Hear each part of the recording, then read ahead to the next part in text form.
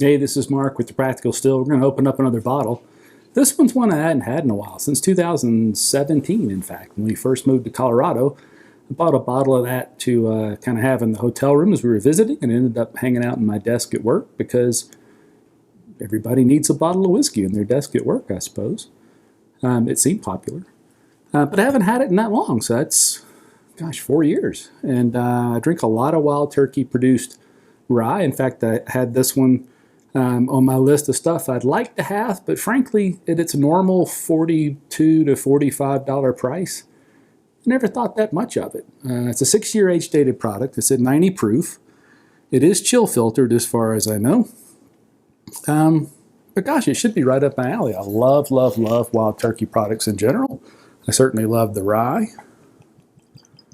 So after not having had it in about 4 years, after becoming an amazing Wild Turkey homer in those 4 years, what do I think of it now?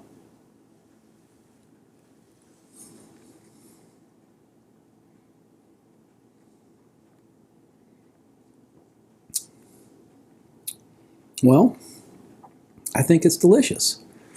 The mouthfeel is oddly thin up front, but once in, it coats the palate nicely.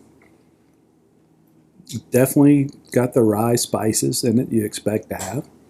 And it does taste a little bit different than the 101, which we keep a lot of the 101 around for cocktails, for Manhattans and Red Hooks and Old Fashions and such.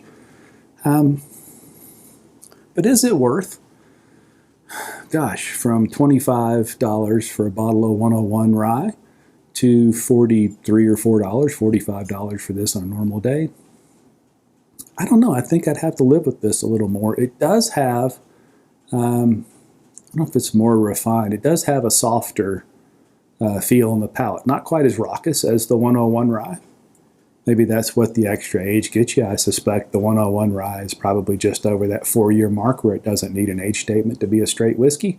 This is age dated at 6 years, and typically it'll be at least 6. Maybe they sneak some 7 or 8 in there depending on what they need to build. But it's nice. It's definitely different. Now, in this particular case, I bought this on sale for $28, which makes that a little bit easier decision. Well, sure, I'd give $3 more than this than the 101.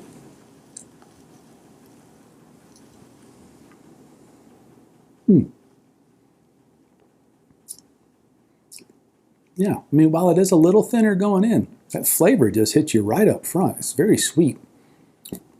More of the minty, the herbal kind of feel of a rye.